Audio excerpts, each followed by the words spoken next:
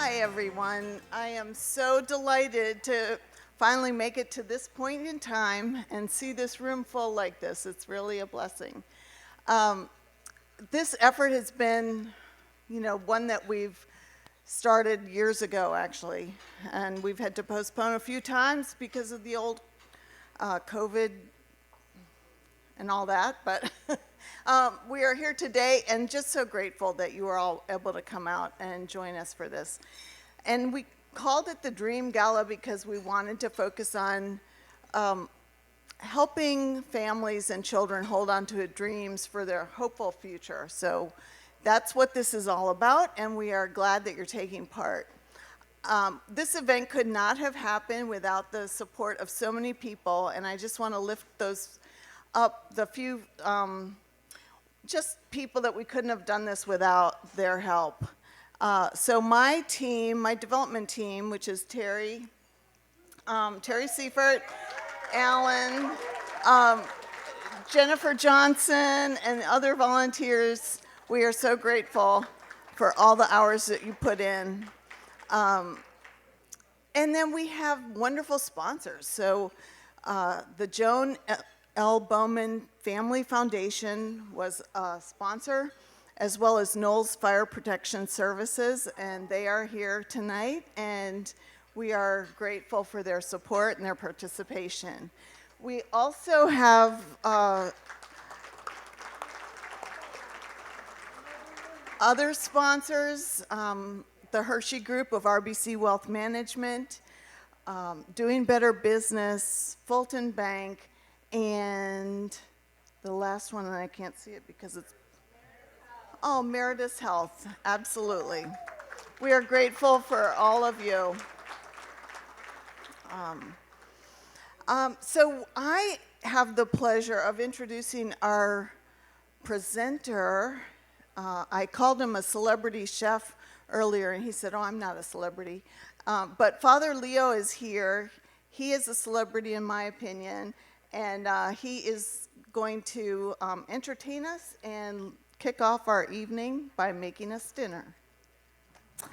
It is a pleasure to be here by way of New Orleans, Charlotte, North Carolina, Cleveland, Ohio. Flew out from there early this morning at 5 a.m. in order to be here today with all of you, where I've been cooking across the country because even though I am a Catholic priest, I'm also a professional chef. I host my own international food and faith movement called platinggrace.com. And platinggrace.com is really an opportunity to bring families back around the dinner table. And so I was invited a few years ago to be a presenter for all of you at the originally planned Sanmar Dream Gala. But then obviously COVID happened. And 2 years later, I have come back just to tell you, I had nothing to do with that craziness of the past 2 years. But aren't we all so excited to be back here all together? It is really great. All right, so what I'm going to be doing is I'm going to be cooking for you and hopefully sharing a message that resonates with all that you do with the Sanmar community. But first thing first, just to prove that I am here to serve you, I am putting on an apron. And these are black and therefore slimming. But more importantly, they are reminders that we are called to be servants to one another. And it's so wonderful that for the past couple years, even in the midst of all the craziness, the Sanmar community has been doing what they've been doing best. They've been providing loving homes with foster care. They've been doing things to help people with mental health, especially with the challenges of the past 2 years, and even working to help with prevention of struggles by providing resources. And it's really a great privilege because my organization does something similar. And I'll be very honest with you that the best way to heal people is by offering them hospitality. In fact, it's the same root word as hospital. Do you hear it? And one of the things that I know our world needs to do a better job right now is let's be more hospitable to each other, because food is an international language. It's the most ecumenical, most blessed language. And what I'm going to do for you is I'm going to cook for you a sample of food that truly is a blessing. In fact, when you taste this, This is going to be a religious experience, people. And I know that I sound pretty dang arrogant right now, but let me explain what religion means, and let me explain what I'm cooking. In fact, I'm going to be cooking for you a sample version of what I cooked on the Food Network when I beat Bobby Flay on the Food Network Throwdown. Season 7, Episode 1. All right. What I'm doing right now is I'm getting my grill pan screaming hot because I have marinated this meat in what is now known as Father Leo's Funky Fusion Steak Fajita with holy guacamole and screaming sour cream. And it begins with the marinade, which I told Bobby when I beat him. Season 7, Episode 1. I told him, because he's a professional chef. He's an Iron Chef. I have a culinary background. I studied culinary while I was studying to be a priest in Italy. I studied at the Cordon Bleu in Perugia, and I learned something about food. It is the easiest way to touch people's hearts and minds. You just got to go through the stomach. And the better the food, the better the conversation. Because if the food is good, people are eating, and you can't talk with your mouth full. So that basically means you got to listen. And one of the things I want to do right now, and I have done this for certain groups, I want to feed our politicians. Just so they can shut the faith up and listen to us. And listen to how San Mark community has listened to the community. They listen to see how they can help.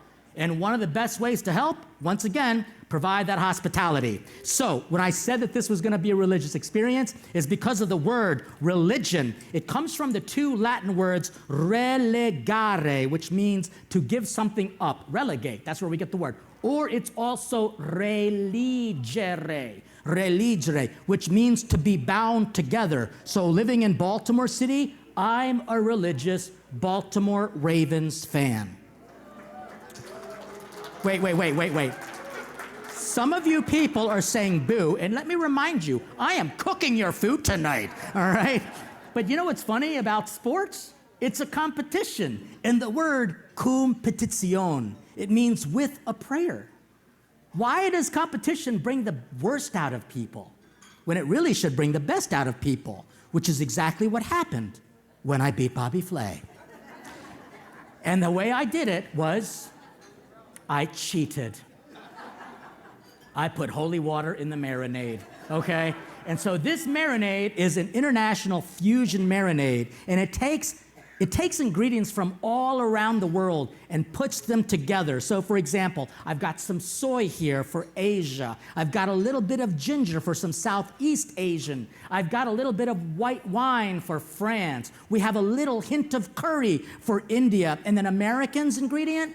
Ketchup, all right? And so we have got a delicious Swedish marinade. I can see my pan is getting hot, and I am gonna make for you one of my most favorite sounds ever. Okay, y'all ready for this? Here we go, ready? Do you hear that? Do you hear that sizzle? It's really one of my favorite sounds. Second only to when the priest or the minister says, "Church is ended, go in peace." That's actually my favorite sound. And why? Because it is at that moment we literally are supposed to become what is said we're supposed to become. We are literally sent forth like a way a missile is sent forth. In fact, at least in my tradition, the word mass, which means service, is actually missa from the Latin verb mittere. And the verb mittere literally means to be sent. And that's exactly how fast people leave the church. They feel like they are sent into the world like a missile, which is exactly what you're supposed to do. And what does a missile do? When it gets launched, it explodes, does it not? And it explodes with what? Well, whatever inside the missile. And at the end of hearing a good news service, what is inside of you? Good news. And so when we get launched in this world, we're supposed to explode with good news. And the best news ever is that God wants to feed you. All right, I've got these peppers right here. I've got these peppers. These are just regular bell peppers, and I'm just breaking them down. As you saw before, I'm going to do it one more time for you so you can see it. I actually took the pith out pretty quickly. Let me show you again with this one that we just broke up very quickly. Now, part of the work that I do is actually, I have my own TV show called Savoring Our Faith every Sunday at 4:30 Eastern on EWTN. Check your local listing. And with that show, I actually try to remind people that food is a blessing, but we have to know the techniques. So with this pepper, check this out. I'm simply going to cut the top off. Notice that the stem comes right out. I'm going to cut the bottom out. I'm going to slice my knife all the way down, and then I just slide my knife all the way across, and check it out, no seeds. By the way, it is said that the seeds are what make people belch when they eat a pepper. So here, give it a try, and let's see if it actually works. No, we're not going to do that. But with that, I can just simply now break down these onions very quickly as I continue to look at the steak, which is actually a flank steak. And I know that fajitas normally use skirt steak, but I made this recipe in order to feed a large family. Because again, part of my work is to make sure we are feeding our families. And now that I know that this is definitely on the nice crusty side, you're gonna see this little burn right here. You're gonna think, oh my gosh, the priest burned our food. I did not. I'm a professional. All right, what I did was I caramelized the flavors from the soy and the sugar, and we're gonna just basically allow this to just get this char so that it'll be nice and smoky, just like that. By the way, can you all smell this already? Does it smell good? I wanna use this as incense at my church.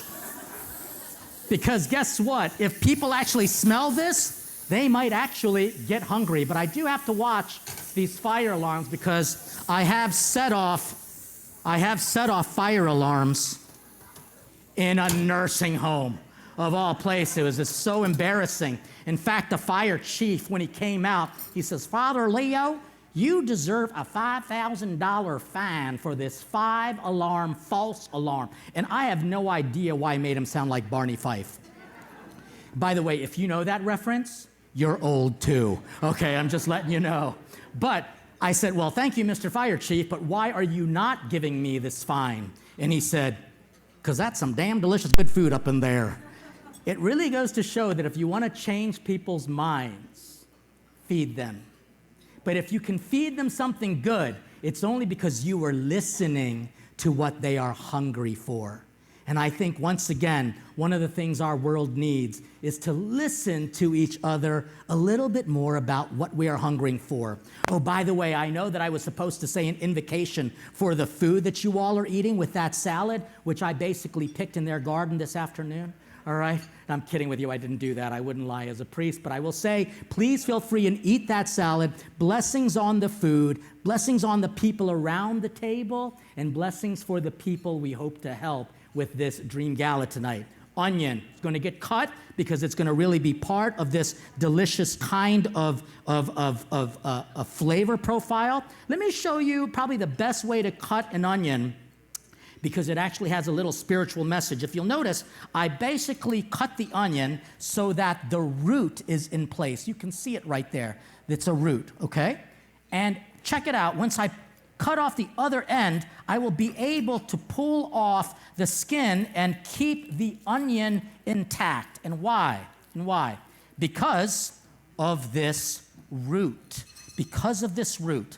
And I want to let you know about a little lesson with this root because in the Latin language, the word root is radix. Radix. That's actually where we get the word radish. It's a root vegetable.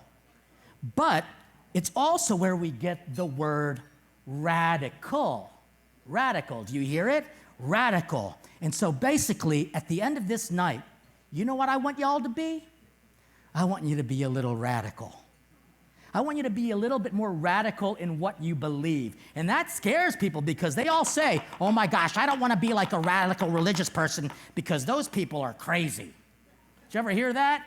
Like somehow if you're a radical believer, you're going to I don't know, put like a bomb on you and blow people up.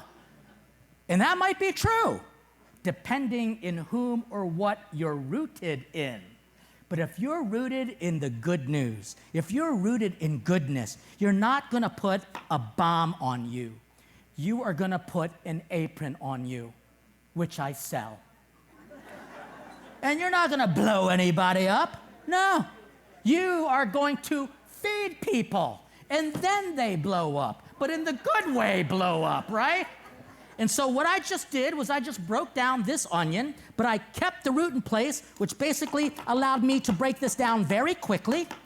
And I know a lot of people get very nervous when I'm doing this, but remember, I'm a professional. And more importantly, I practice. You know what's really interesting about this knife? That this knife is actually more of a tool than it is a weapon. I love the fact that in our understanding of church, in our understanding of faith, and even in our understanding of what you are all doing here tonight, you are, in a way, becoming a little bit more radical, rooted in what? Your community. I think our world, especially in the past 2 years, we have been kind of uprooted, have we not? We've been kind of pulled apart. And what we need to do is get re-rooted again. And how do you do it? Feed people. To the same pan, I'm adding just a couple tablespoons, maybe just 1 tablespoon of olive oil. I am going to saute these vegetables. We're going to be cutting this down, this meat, which I just allowed to rest. And then I'm going to be making my holy guacamole and my screaming sour cream. But before I do that, I want to just kind of let you know that the work that I do is really strange. Even though, again, I am a priest, I am a professional chef, I travel around the world leading groups, doing TV shows. In fact, in a week and a half, I'll be in Italy and in Germany doing a whole 6 seasons of my show. I've written several books. They're available out there. And I do talks and lectures just like this. But the most important thing I do is that I actually work with a food truck. You see, during COVID, I turned a certain age. It was a big age, okay? It was one of those ages where, you know, most people would buy a convertible. That's how old I was. But you know what's strange enough, I didn't buy a convertible. I actually I bought a food truck, all right? And with this food truck, now I'm adding just a little bit of garlic as well. With this food truck, it's called Plating, Grace, and Grub. I basically not only just serve food, more importantly, I hire people coming out of disadvantaged communities, the prison system, and people who are struggling, like our military, who've got out and suffering with PTSD. So the work that I do is not only to serve good food, but hopefully serve it with a message. And so basically, I'm just tossing these vegetables up. It's going to add some delicious kind of brightness to it all. And a lot of times when you see chefs cook, you're always wondering, why do they always toss their food like that? And the answer is, because it's cool, all right? But more importantly, it's just kind of giving us a chance to kind of to make sure that the heat is not concentrated, so that you can actually do something else with this pan, and that's to deglaze this pan. And I'm going to use some hard liquor. In fact, I've got some whiskey here. Please don't think anyone is going to get drunk off of this, because I'm going to cook the alcohol out of it. Let me explain. So when you are cooking with hard liquor and you are working with fortified spirits, please know that the steam is combustible. It will catch on fire. So be careful. If your food catches on fire, do not add water. It ruins the recipe, okay? What you do is you simply take a lid, cover it over, and it all goes out. And all I'm going to do is add just a little bit here. And you can see nothing bad has happened, simply because I didn't expose to the flame. As soon as I do, catches on fire, and people ask, why do you do that? And the answer is, because it's cool, all right? And it's also really great for Instagram okay, maybe older people, Facebook photos, all right? So go ahead, get your cameras out, and just make me look thinner. Down there, he's got it? All right, great. So as this continues to cook, I'm just going to turn down the heat just a little bit so it doesn't overcook. Now it's time for the guacamole. I've actually got some avocados right here. I'm gonna add just a little bit more of the garlic. I'm gonna hit it with like a little bit of olive oil, and then I'm gonna hit it with some lime as well. In fact, the way you prevent this from turning green is you actually acidulate the avocados themselves by adding a little bit of an acid to it. I'm going to combine to this a little bit of parsley as well as a little bit of cilantro. And you're going to notice something. This parsley is flat leaf parsley. Most of the chefs would just simply take the knife and cut at the leaves, but they will not throw this away. You can't throw the stems away. That would be a sin. My mom says so. She's like, hungry people in the Philippines would eat that food. That's what she would say. And I'd be like, then wrap it up and send it to them, woman. What am I supposed to do with it, right? Well, she's right. You see, like this, as well as the peels of the onions and the garlic, if ever you have that, don't throw that stuff away. And why? Because it has great flavor. And if you can't break it down like I'm gonna do, you don't wanna eat a big piece of that, but if you can't break it down, you take this as well as all of those peels, put it in a blender with water, give it a whirl, drop it into your garden, instant compost. Nothing goes to waste. And what I've discovered about the San Mar community is that they realize that people, even with the different challenges, there is nothing in this world that is wasteful, especially if you put it in the hands of God. Everything can be turned into a gift, especially if we see this as a gift. And all we're trying to do right now is remember that the community work of San Mar has been a gift to this part of the world for, over like 100 years. And to be honest with you, I only learned about it recently. I really wish that Jesus would multiply you guys and send you to Baltimore, because we can use that help down there. So I've got this, I've got the parsley in here, and we're just gonna simply break it up. Young man, coming up here real quick. You. Yeah, you're dressed perfectly for this. Come on up right now. What's your name, by the way? Peyton? Yeah. Okay, Peyton, do you know how to cook? Not really. Not really, okay. Well, guess what, Peyton? You better learn, okay? So what I want you to do is I want you to mash this, and we are gonna season it with a little bit of salt and pepper, as well as some garlic powder, and we're gonna make the guacamole. And if this stinks, you have screwed up. It is all your fault, I tell you what. All right, now he's kind of nervous, but go ahead and mix that up, just kind of bash. Oh no, don't do that, I don't want you to get your suit dirty, yeah. Just keep it on there, right there. Now, all that I'm trying, dude, you look stronger than that. You can do a better job.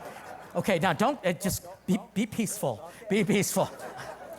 What am I doing right now is I want to make sure that he gets involved in the cooking process. In fact, what I do with the movement is we try to encourage families to come around the dinner table, and not just simply to eat together, but to cook for each other. And you are doing a massive job here. All right. No, you're doing good. See, all we're doing is we're just going to mash it, and then we are going to make it a little bit more creamy. I'm going to add a little bit more olive oil to it. And one of the big struggles, you keep going, and one of the big struggles in our world today is that we have all kind of bought into the fast food mentality, adding a little bit of this marinade to these vegetables. We're gonna cook it down, and now we're gonna actually be plating pretty soon, because all I've gotta do is now add the sour cream.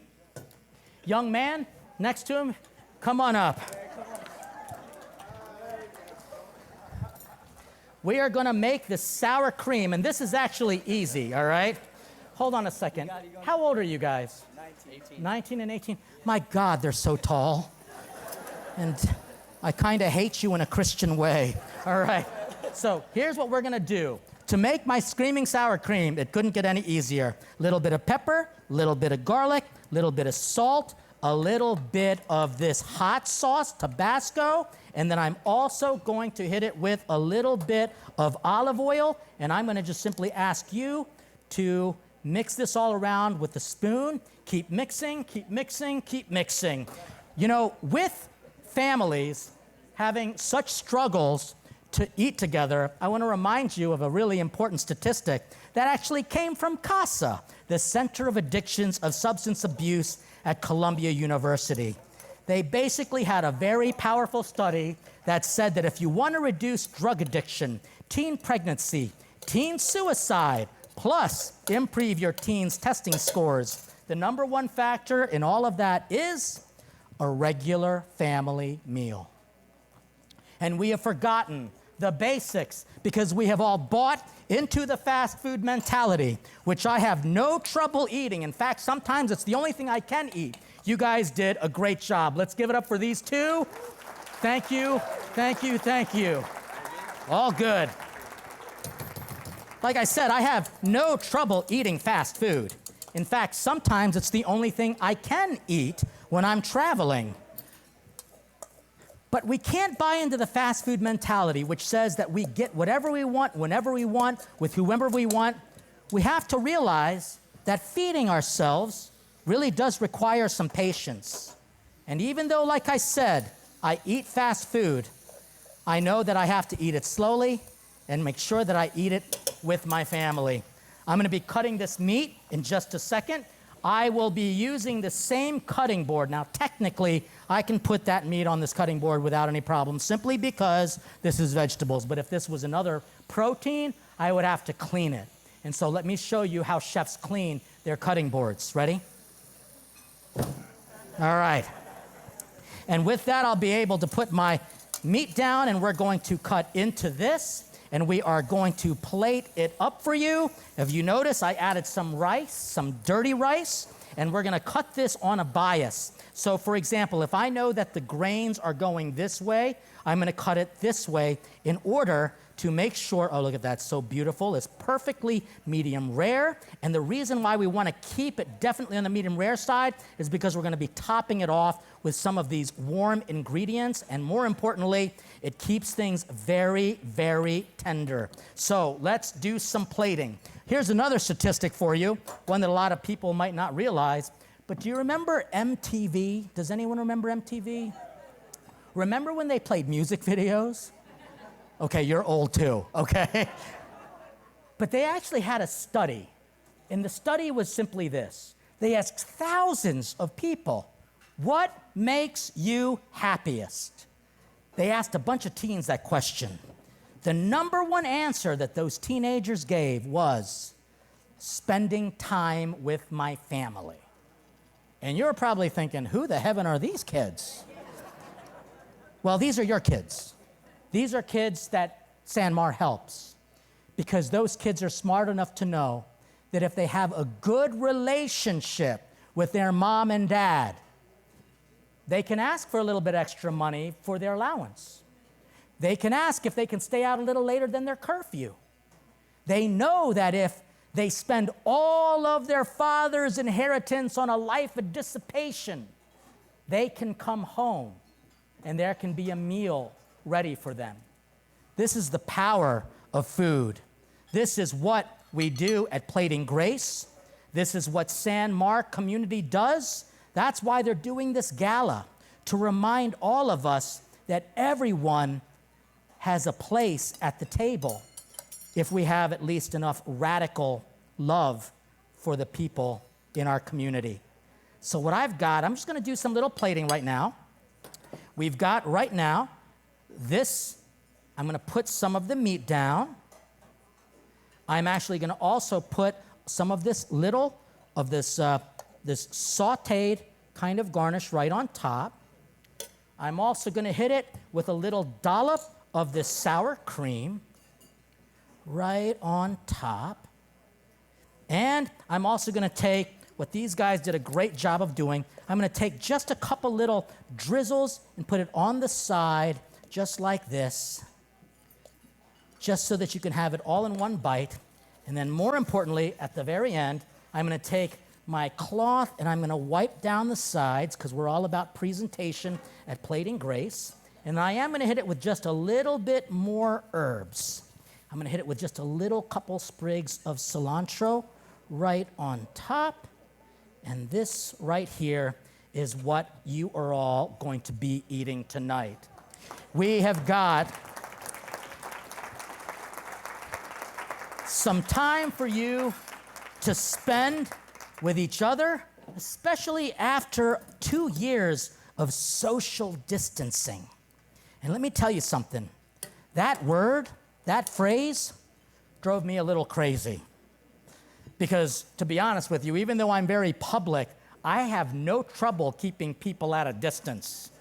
I mean, I in fact love having my privacy. But here's the struggle. The word social means friendship. Socio means closeness and friendship. During a time of these past 2 years, and during the entire time San Mar has been doing their thing, they have been part of society and staying close together. In these past 2 years, we needed more than anything not to be separated from each other, but to be closer together. And one of the ways to do it is with a meal. Today, you're going to have a chance to share a meal, but what I really want you to do is share a little bit of friendship. Maybe as part of your dinner conversation, I suggest that you ask each other, what's your favorite food and why? And I bet you it's going to remind you of people you love, people you ate with.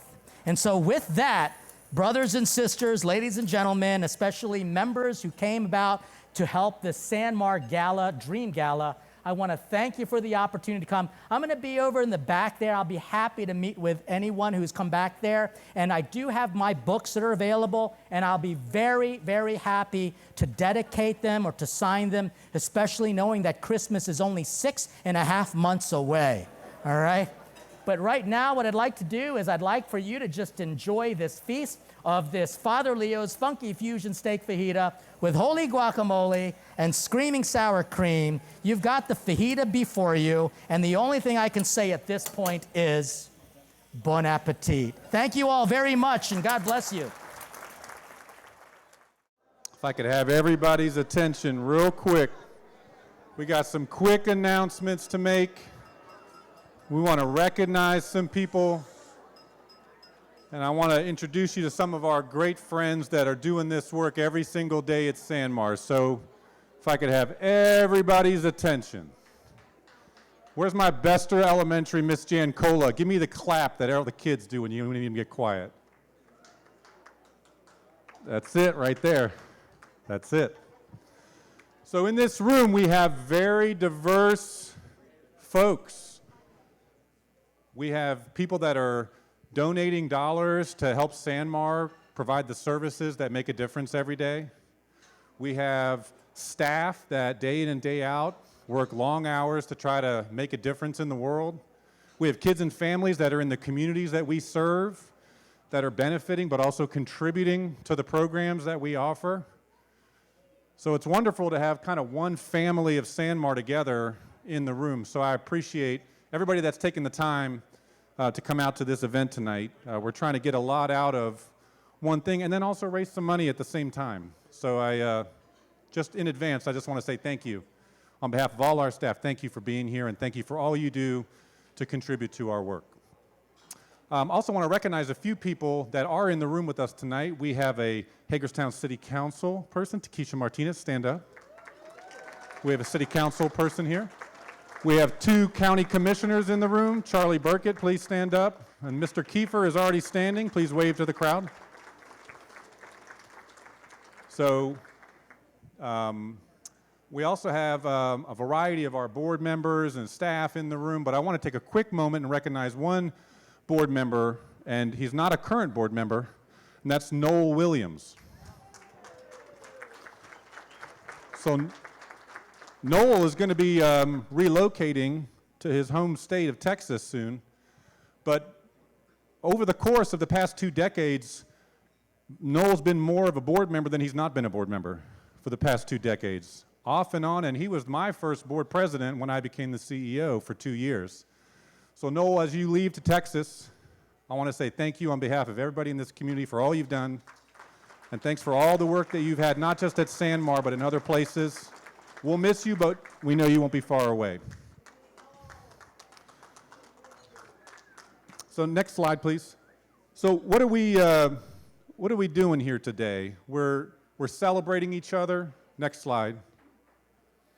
We're celebrating each other, but we're also talking about what matters, right? What's important to us individually and as an organization. And we recently had people from something called the Council on Accreditation. It was a national organization that came in. They study nonprofits, they study human service organizations, and they try to identify areas of improvement, things we can do differently, things we're doing well, things we're not doing well. And rest assured, we're not perfect. But one of the things that they said that really stood out to me was everywhere these peer reviewers went, didn't matter if it was the Community of Hope program, our mental health program in foster care, they say, how do you instill passion in all these staff? How do you instill this desire in people that want to give so much to other people? Everywhere we run into people, they're just so passionate about this work, and we don't see that in other places. And I think that's one of the big things about Sanmar is that this is not a job, right? It's important to be paid and be able to provide for your family, but everybody that's a part of this organization, they're a part of something bigger than themselves. So what you see is our mission, right?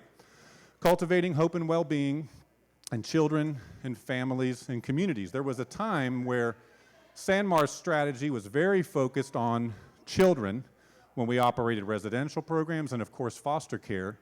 And over the years, our strategy has changed. We're focused on children in the neighborhood with their family. We think that's a better way to do it, but our values haven't changed. What we believe about how we work with families has not changed, right? Next slide, please. Our vision has always been, in the time that I've been the director and certainly in the years prior, is that we want to make sure that in our communities, kids are safe and nurtured, that families are strong and resilient, and that communities are connected and thriving. But there's an important last few words there that we've added. And it's really talking about how do we help kids and families achieve their dreams. So when we talk about dreams, it kind of might feel like Disney World or something that's pie in the sky, but we spent a lot of time these past 2 years focused on surviving. We've been thinking about how we make it when doing virtual learning and dealing with the pandemic and all of these different things going on. But when I met with our staff last month, or I guess that was this month, for our organizational meeting, I said it's time. It's time that we start the journey out of surviving and that we move back into thriving. And the way that we do that, if this is our organizational vision of where we want to help others be, we need to also be thinking about how do we help them capture a vision of what is possible for themselves as they move forward, right? Whether it be a great job, a great opportunity, and pursuing something that's a passion in their life, the same way our staff are passionate about this work, we want to help kids and families find their passions, and so that those dreams can come true. Next slide. A couple of other important announcements, and then I want to introduce you to some friends. So when you hear us talk about our values and our beliefs, I think we've had such a legacy of that work, right? A legacy of what we believe and what our values are.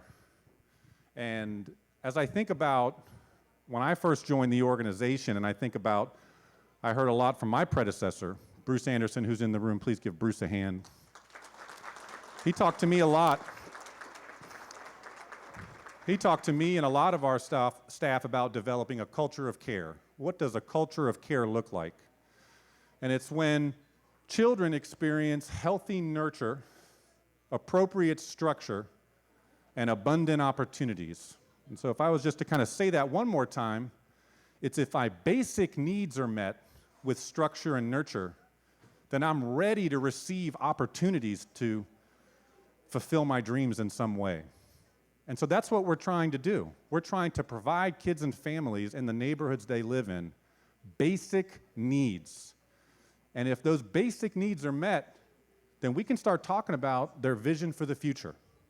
Sometimes it's so hard to see the future when you're stuck with, I can't pay my rent, I can't pay my electric bill, or I'm struggling with behaviors in the home, or something's going on in my family. But once we meet those basic needs, our call to action, not just to the people we're serving, but to ourselves, is we want to be accountable to talking to people about what's next. What's their vision for the future? So with that in mind, I want to talk to you about that legacy. Next slide. I want to recognize somebody. And so he's busy talking. So we'll just stay in silence. So Bruce, if you could join me on stage, please.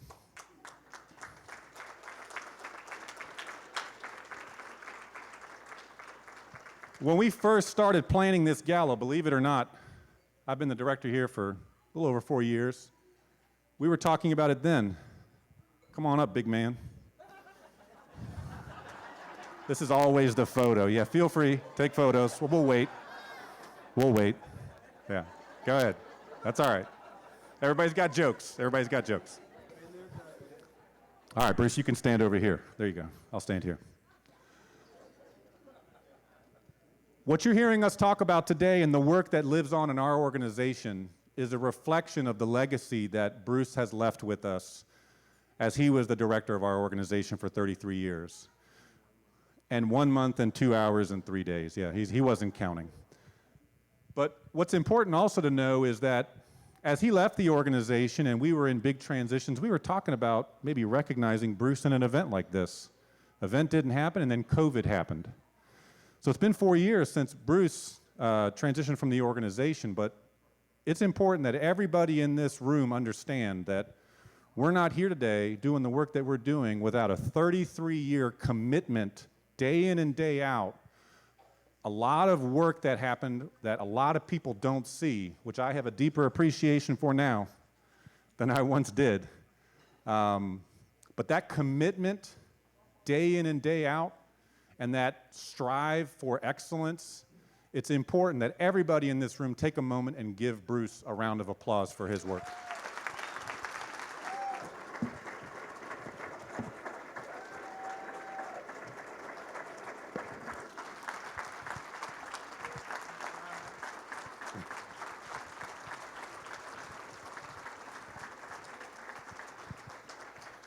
So with that being said, we've decided to create an award, and it is going to be called the Bruce T. Anderson Legacy Award.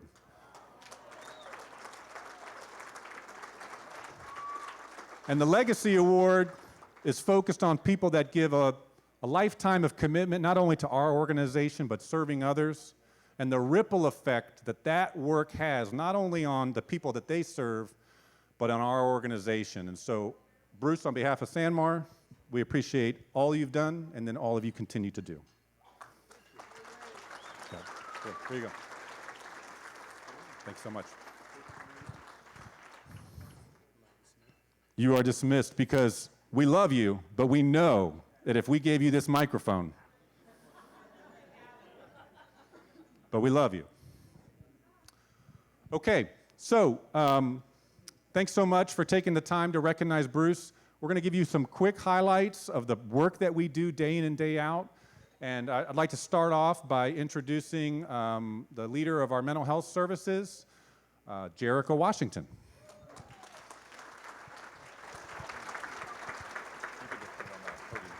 Thanks. Good evening, everyone. Like you said, my name is Jerica Washington, and I am the director of the Jackie Barr Center for Wellbeing.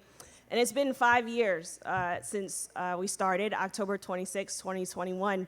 And it's been a lot. But that marks our fifth year since our opening of our outpatient mental health clinic. And we serve over 300 clients throughout Washington County in 21 schools, at our center in Boonesboro, and at our location at Besser Community of Hope. They let us use the space, so that's a great part of our partnership here at Sanmar. Our team of 9 therapists, a psychiatric nurse practitioner, a psychiatrist, and 2 administrative staff make for a great team.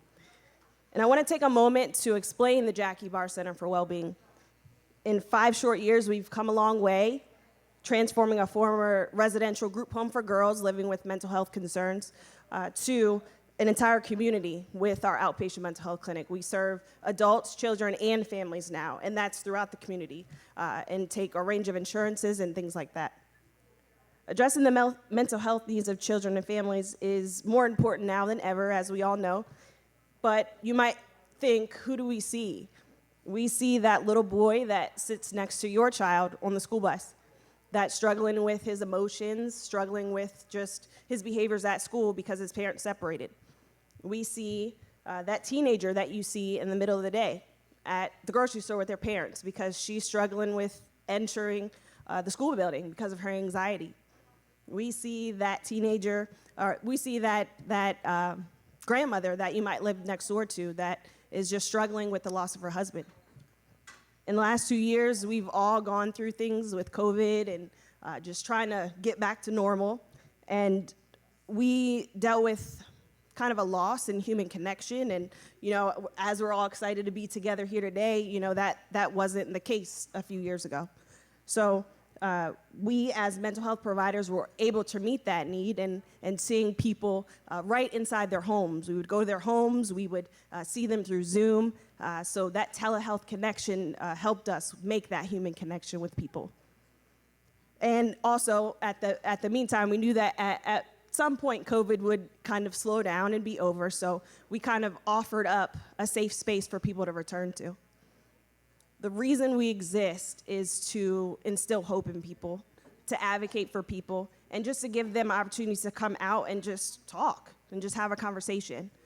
So we always look at this main question when we see people. What if this was my child, and what if this was my family member that's coming into the doors?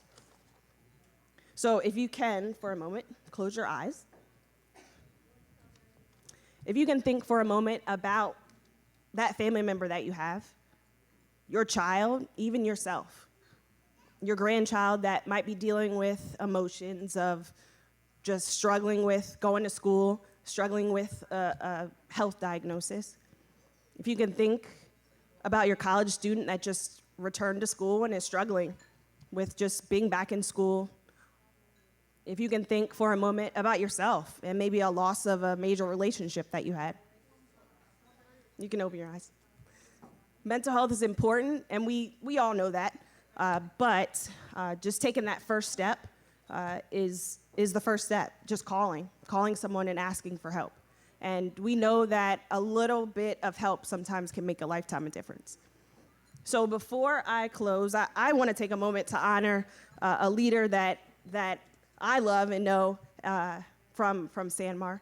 She has held a role of many firsts at Sanmar, from deputy director to director of the Jackie Barr Center for Wellbeing, and also treatment foster care.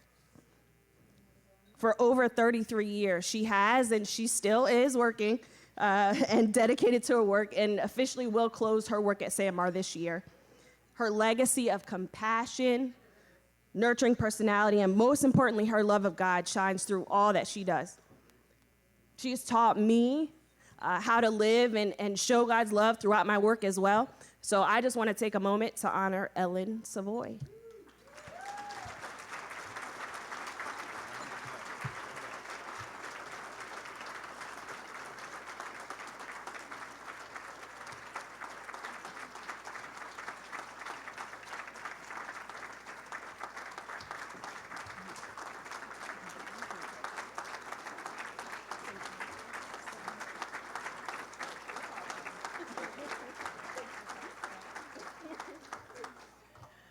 And I just want to introduce Jen Yonker, the director of Bester Community of Hope.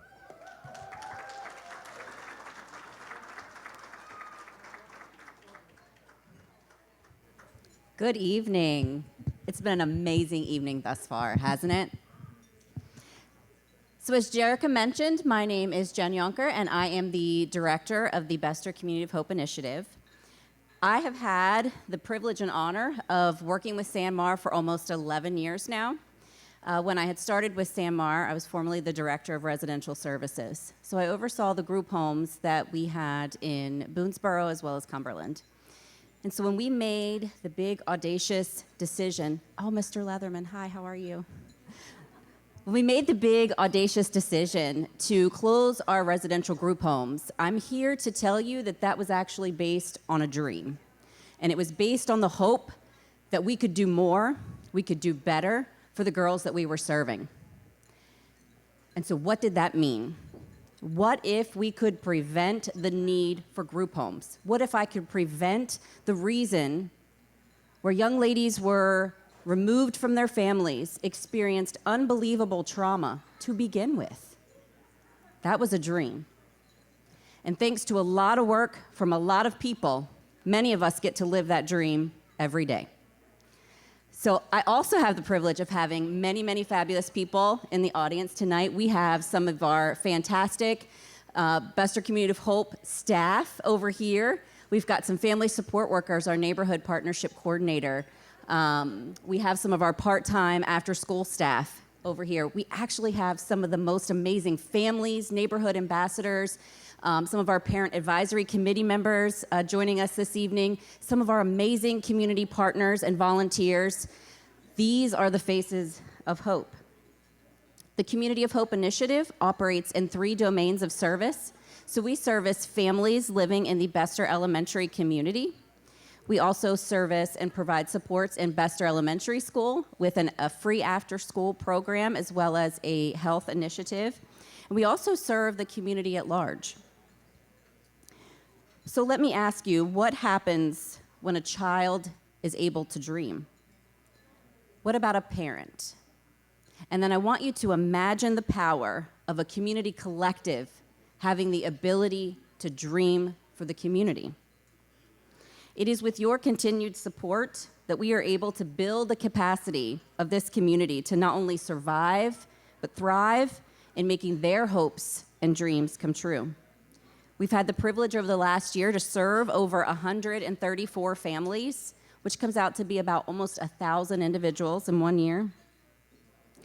Next, I want to welcome Miss Mercedes Robinson. She is our Director of Treatment Foster Care, and thank you all for being here this evening.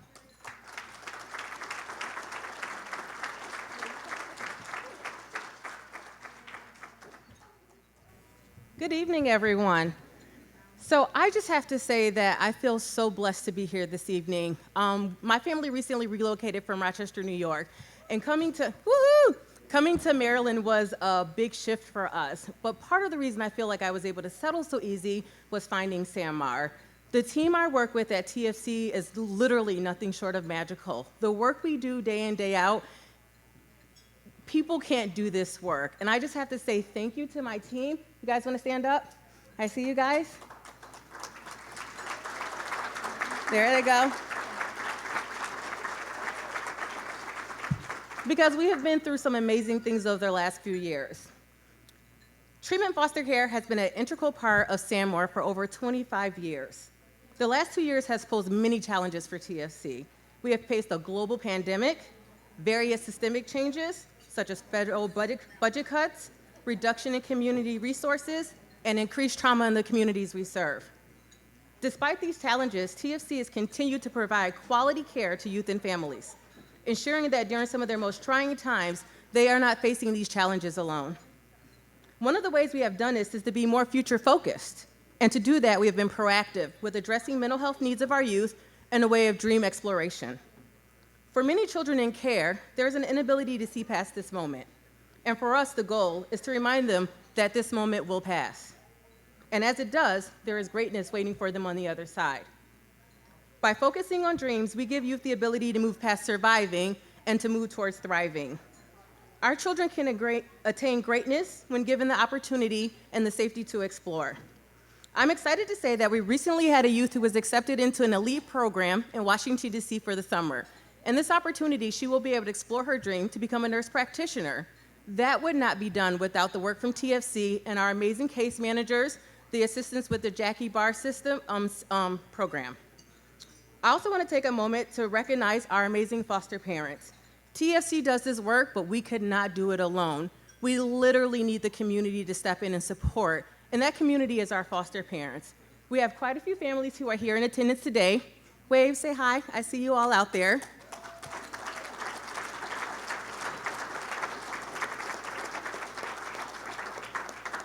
But we do have a particular family that we would like to shout out at this time. I'm going to turn it over to Abby. She's one of our amazing case managers at TSC.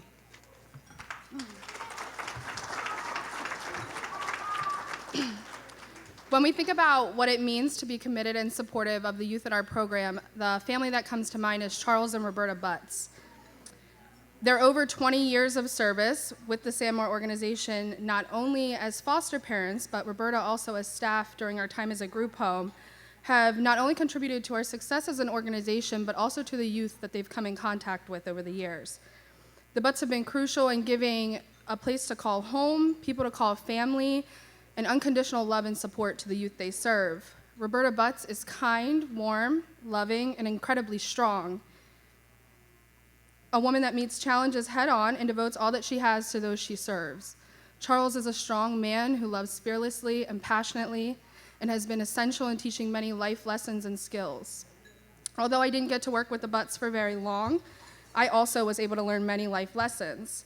Our experience together was quite unique, and I was a brand new social worker, but what they taught me I will hold with me for my many years to come. The one thing they taught me was to always ensure that our kids are given the opportunity to simply just be kids, whether that meant playing in the mud or the creek or going to the park for Friday night movies. They made many memories with the kids that they shared. They paved the way and set a standard for unconditional care for the many foster families that have followed them, and we've been really lucky to have a lot of families that carry the same qualities. After their last discharge from our program, they decided it was time to retire as foster parents, but the impact they made will never be forgotten or go unnoticed. So ladies and gentlemen, please join me in a round of applause as it's my honor to present the Bruce T. Anderson Legacy Award to Charles and Roberta Butts. Keep his back and making him come up.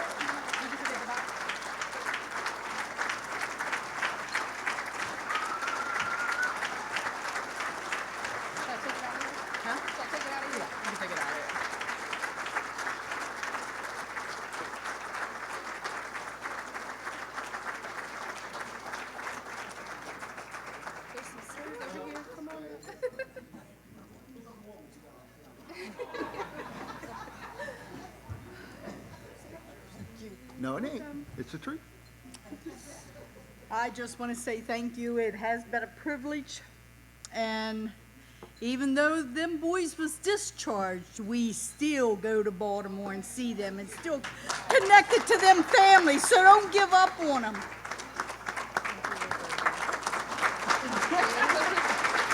She said it all. Take care, buddy. Thank you. So I had a poem prepared, but as I heard the chef and people talking, and we're talking about food, so I just thought it would be best for me to do my poem, Mental Feedings. But if I could, I was in foster care. I actually had 5 kids by the age of 25, and I had my first child at St. Anne's Maternity Home because of the foster care program. And so then, fast forward, I was facilitating on this day 5 years ago for Bester Community of Hope. So anything is possible. And I appreciate this county, I appreciate the city of Hagerstown, because we have everything that someone like me needed in order to be where I am today. So here's this poem.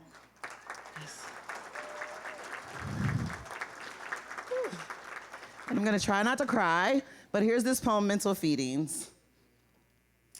Right from the beginning, I felt the need to nurture my seeds as they grew in my tummy. I doubled my intake of strength, made sure to take my daily vitamin of faith. Through me, they were receiving their first tastes of life, so I was careful to only consume things that were right. In the moment that they entered the world, I fed them double bottles of love. And as they grew, I spoon-fed them trust.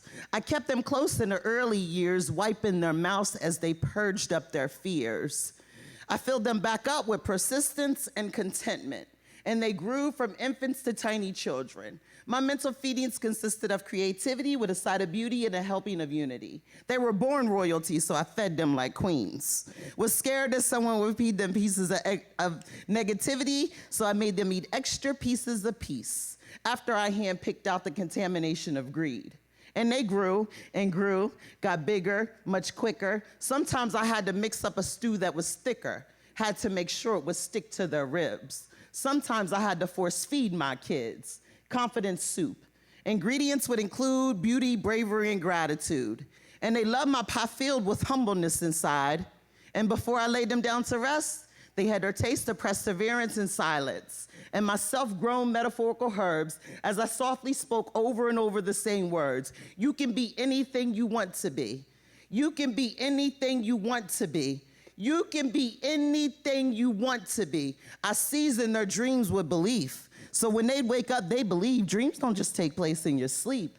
They are within your reach. And they'd wake up thirsty, so I let them sip on reality. Had to let them know that things are supposed to happen. But just in case from somewhere they got a taste of hate, I kept a laxative of understanding close by to minimize the pain. God bless you. Take care.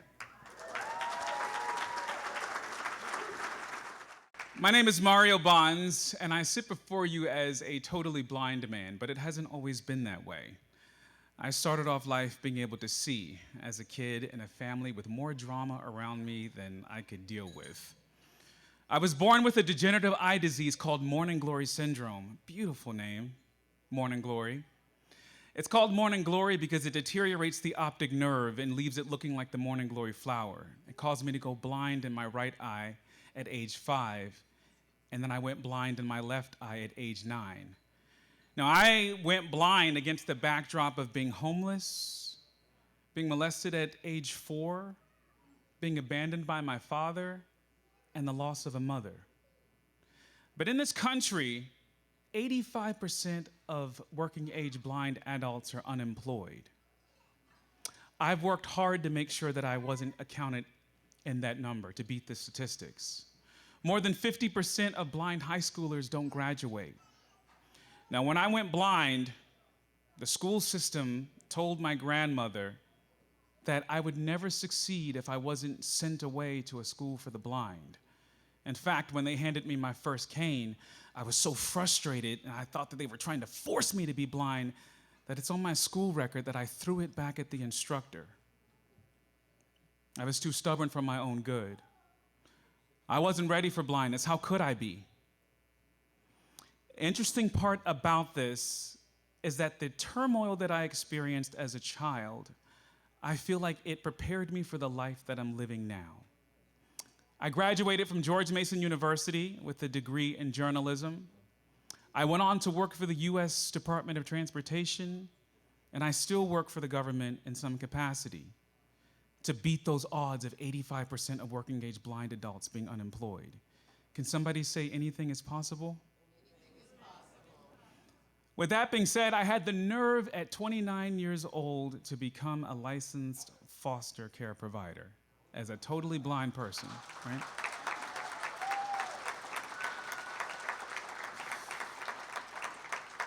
So that was 5 years ago, and one by one, foster care agency would call and say, hey, we need respite for a child. And that child would come, and respite would turn into a permanent placement. And then after a while, it was like, you know what? I think this blind man is making a difference for this kid. I might need to consider adopting him. That happened 3 times back to back, where a child came, it was on respite, it turned into a permanent placement, and then it ended up being the road to adoption, and I completed. And you can imagine these kids when they first came in. They said, there's a blind guy that's gonna be looking out for me? Oh yeah, I can get over on him every single day. But they quickly found out that blindness was the least thing on my list. All of my kids are therapeutic kids in the sense that they have been diagnosed with some mental disadvantage. Both 2 of my sons have bipolar disorder, right? And again, I feel like the turmoil of my childhood prepared me to have the nerve to tell them that their setback does not have to be what defines them. Their mental disadvantage doesn't have to be what destroys their dream. They're made of steel. You can scratch steel, you can melt steel, but you cannot destroy it. God has made me of steel. So I want to encourage everyone in here who is a part of a village. Everyone in here is a part of the family, right? We all are responsible for encouraging the youth to know that dreams can come true. Now, one of the things I found interesting about being a blind foster dad and an adoptive dad is that I had so much of an influence on my kids that they truly believed I wasn't blind, so much so that they come in the house one day and says, Dad, can you come out and play catch with us? And I said, gee, they talk about treatment foster kid. This kid is crazy if he thinks I'm gonna go outside and play catch with him. No, Dad, come on. I said, no, I really can't do that. No, Dad, come outside and play catch with us. So I get up, I go outside being led by my 11-year-old. And when I got outside, these kids of their own volition had come up with rules on the way that their blind dad could play catch. The rules were, don't run on the right side of the yard because there's sticks over there. And when you run, make sure you scream so Dad can know where you are at all times. You guys are laughing, but it was amazing because they modified the game to make sure that Dad could participate. And I was stuck out there for 35 minutes, 45 minutes, 55 minutes as a blind dad doing the rites of passage and playing catch with my kids. And for that, life is all right. You can still succeed. And I believe in that principle so much so that I am happy to do this song that was requested by Keith. It's all right. Okay. This is it, folks. This is the end of the evening. We're going to do a series of drawings, but I need one young helper to help me with kid prizes before we start. And so the person that I'm looking at, it's not the most young helper, but I'm looking at our birthday box folks that give beautiful birthday gifts and birthday cakes to kids in our programs, and they do that without a lot of fanfare. And so I see Miss Rogers, and I see her daughter over there. If I could have her daughter join me on the stage. So as a part of our ongoing work, when kids in foster care have a birthday, or other people in some of our other programs like Community of Hope have a birthday, this wonderful organization, Box of Balloons, they'll create a beautiful spread with cakes and balloons and gifts, and they do that really out of the public eye for the most part. So this is just a way to say thank you to your mom and, of course, to you for all the work that you do. Please give them a hand real quick.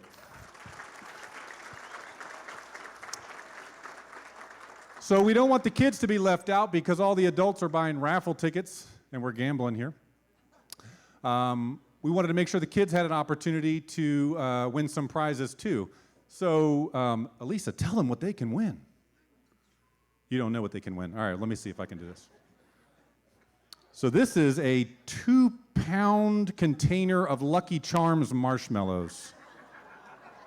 And it looks like there's some kind of cookie gift certificate on there. We're going to call that a 1-year supply of marshmallows. We also have a lovely pool and beach game set, a giant bucket of sugar here with like chocolate. This is the stuff that foster parents' dreams are made of. More chocolate and sugar. Yeah, we're going to get ourselves in trouble. Okay, so can you help us with our first raffle ticket for kids? This is for the giant basket of candy.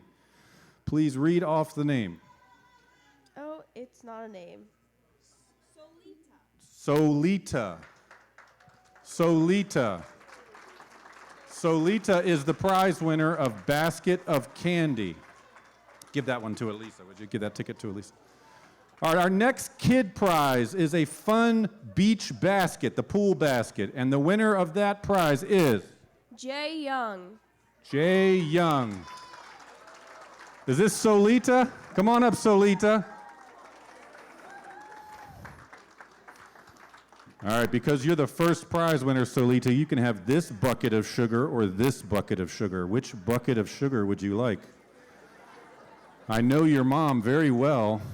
She will be finding me to complain. Congratulations. Walk down those steps, careful. And the second prize, do we have that person? Jay Young. Jay Young. And what was that? We're going to call that, the beach basket. Jay Young, come on up. I think this basket is larger than Jay Young. Okay, so Jay Young's mom. Come on over here. All right. Here you go. All right. That's all for you, bud. Enjoy. You get the whole thing. Congratulations. All All right, go ahead. Thank you so much. Okay, we have 2 more prizes. We have a movie basket, which I might have already given away, so this might be a basket of sugar also. So, William. William, one of our young men, William, you are the winner of a basket of sugar. Yeah, William, come on up, bud. We are in so much trouble. We are causing lots of problems. Come on up, William. The steps are right there, bud. Thanks for helping. All right, William. It looks like there's cookies and chocolate and all. It's all for you, bud. You get to take the whole thing. Thank you. All right, last one. Last one. There's one more. It's the one you've all been waiting for. It's the year's supply of Lucky Charms marshmallows. Okay. Bradley Allen. Bradley Allen, where are you at? Well, we'll leave this here for Bradley Allen whenever he finds us, and his mom and dad, I'm sure, will be thrilled. Okay, Elisa, do you want to do a silent auction before we do the final big dream raffle?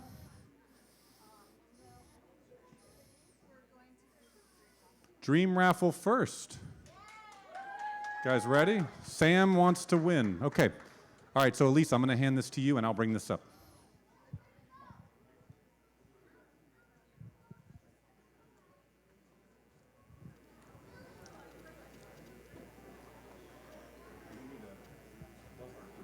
So this was are we doing this live too on Facebook? It's being recorded and we'll show it. Gotcha. All right, we're going to, we just want to thank everyone that took a chance and, Oh my goodness. Somebody take a picture of this. Oh, that's so cute.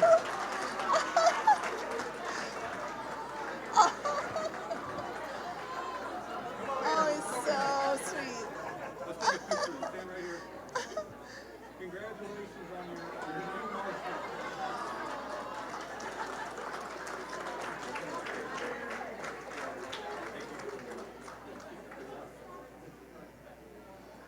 Oh, it's amazing. So again, okay. So we have been selling these raffle tickets since December. We've done online sales, we've done in-person sales, we've done live events at Crumpy Donuts and Lowe's, and we've just tried to get out in the community and share the story wherever we can, and share the support for Sanmar by offering a way for people to give that maybe they wouldn't normally think to give to Sanmar, but they would take a chance on a good prize. Like, we have some amazing prizes, and we're so grateful to the donors that supported this effort. So we have collected them all. Even if you bought online, we've transferred that online ticket to a hard copy stub, so everybody has equal opportunity. And we're going to call 7. We have 7 dream prizes. And I'm wondering if Helen Mincy will come up. She's our board member.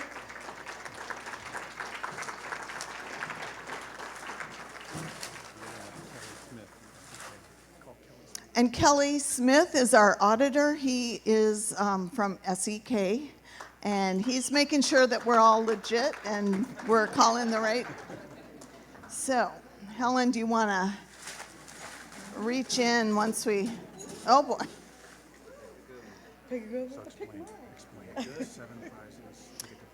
Okay, so we have 7 prizes, and the first draw will get their first pick of the 7.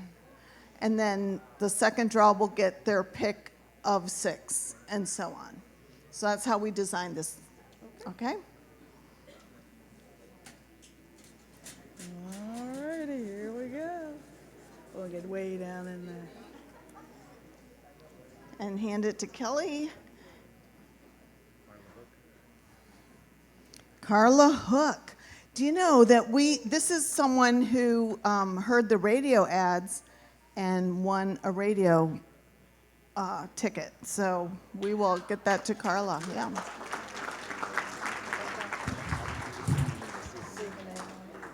So we'll turn it one more time.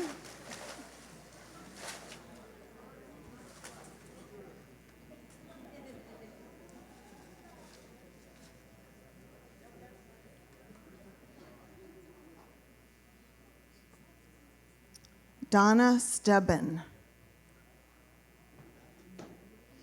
So these are going 1, 2, 3, yeah. Because they may or may not be here, right? So if the person has won and they're not here, we contact them and they get first pick, second pick. So we're on third.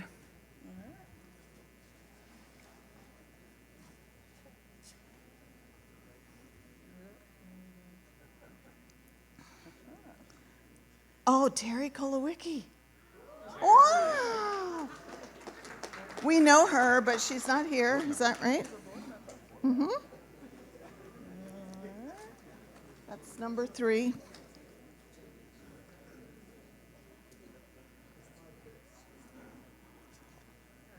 Sarah Knuckles.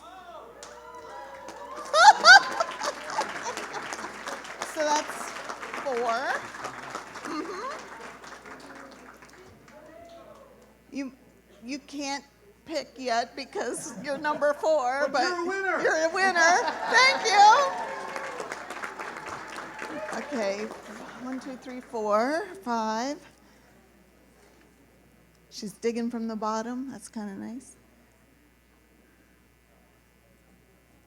Vicki McLaughlin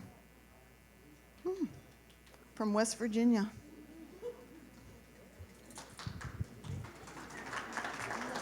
Spin it one more time. So that's, two more. Okay. Mm-hmm.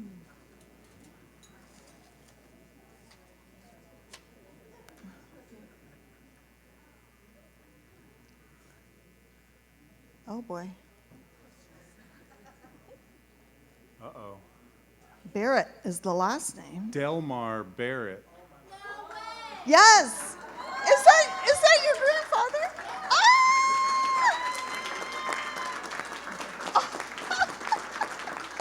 I think, did he buy his ticket at Crumpy's? That's so cool.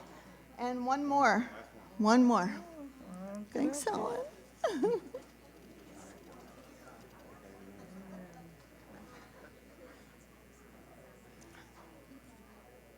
Catherine Bellevaux. Oh, TGBT. TGBT rider and supporter, so it's wonderful.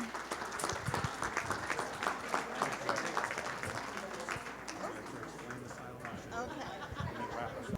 We are going to have Kurt put some music on for us, and just feel free to chat and stay around, or if you haven't had your family photo taken, head out there to the photography station.